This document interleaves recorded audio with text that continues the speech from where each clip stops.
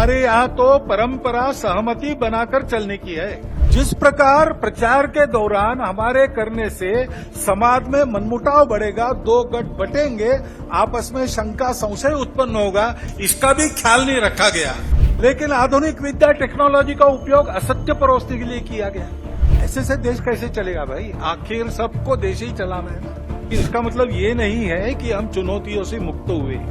अभी उन बातों से मुक्त होकर जो चुनाव के आवेश में अतिरेक हो गया, उससे मुक्त होकर हमको आने वाली बातों का विचार करना है। चुनाव प्रचार की या चुनाव में जो होता है उसकी बात ऐसी है, वास्तव में तो प्रजातंत्र की अनिवार्य आवश्यक प्रक्रिया है और उसमें दो पक्ष रहते हैं, इसलिए स्पर्धा रहती है। स्पर्धा रहती है तो दूसरे को पीछे करने का, स्वयं को आगे बढ़ाने का काम होता ही है, होना ही चाहिए।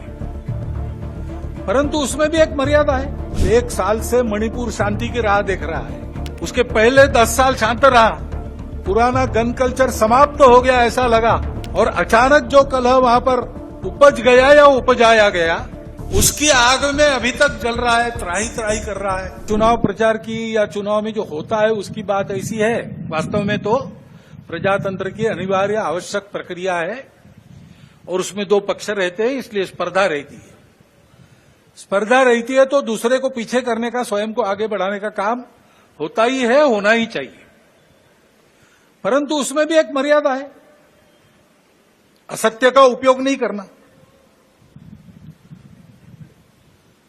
चुने क्यों जा रहे लोग संसद में जाएंगे, बैठकर अपने देश को चलाएंगे, सहमति बनाकर चलाएंगे। हमारे यहाँ तो परंपरा सहमति बनाकर चलने की है और इसलिए 100% मतों का मिलान होना संभव नहीं है। लेकिन जब समाज में लोग अपना चित्त अलग अलग होने के बाद भी हमको साथ ही चलना है ऐसा निश्चय करते हैं तो सहचित्त बन जाता है। वास्तव में संसद क्यों है और उसमें दो पक्ष क्यों है? इसलिए है कि दोनों पहलू उजागर हो। किसी भी सिक्के के दो पहलू रहते हैं, ऐसे किसी भी प्रश्न के दो पहलू रहते हैं। एक पक्ष एक पहलू का विचार करता है तो दूसरे पक्ष ने दूसरा पहलू उजागर करना है ताकि जो होना है वो पूर्णतः ठीक हो। जिस प्रकार ये बातें हुई, जिस प्रकार एक दूसरे को लताड़ना हुआ,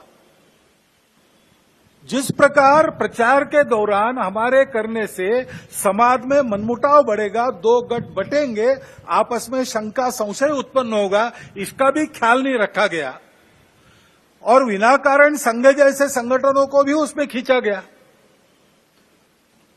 टेक्नोलॉजी का सहारा करके असत्य बातें परोसी गई, नितांत असत्य। विद्या का उपयोग प्रबोधन करने के लिए होता है, लेकिन आधुनिक विद्या टेक्नोलॉजी का उपयोग असत्य परोसने के लिए किया गया। ऐसे से देश कैसे चलेगा भाई? आखिर सबको देश ही चलाना है ना। दो पक्ष है, विरोधी पक्ष कहते हैं, मैं प्रतिपक्ष कहता हूं। वो विरोधी नहीं है, उसको विरोधी मानना भी नहीं चाहिए। वो प्रतिपक्ष है, वो एक पहलू उजागर कर रहा है, उसका भी विचार होना चाहिए। ऐसा जब चलना है तो चुनाव लड़ने में भी एक मर्यादा होती है। उस मर्यादा का पालन नहीं हुआ क्योंकि उसका पालन होना इसलिए आवश्यक है कि हमारे देश के सामने चुनौतियां समाप्त नहीं हुई। अब सरकार बन गई, वही सरकार फिर से आ गई, एनडीए। अब ये ठीक है, पिछले 10 वर्षों में बहुत कुछ अच्छा हुआ है।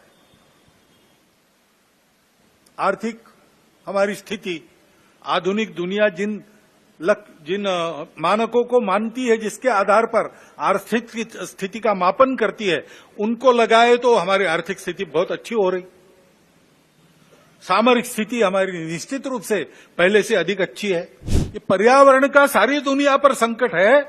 भारत जो संस्कारों से ही पर्यावरण का मित्र बनकर चलता है, कृतज्ञतापूर्वक नदियों को, वृक्षों को, पहाड़ों को, पशुओं को, पक्षियों को पूजता है, उनके साथ अपना संबंध मानता है, वहां भी यह संकट खड़ा हुआ है। क्योंकि विकास पथ की दृष्टि अधूरी है। अब 1 साल से मणिपुर शांति की राह देख रहा है, उसके पहले 10 साल शांत रहा,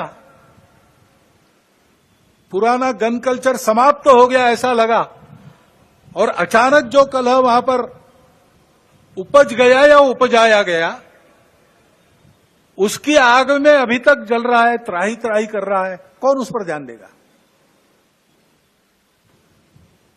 प्राथमिकता देके उसका विचार करना ये कर्तव्य है।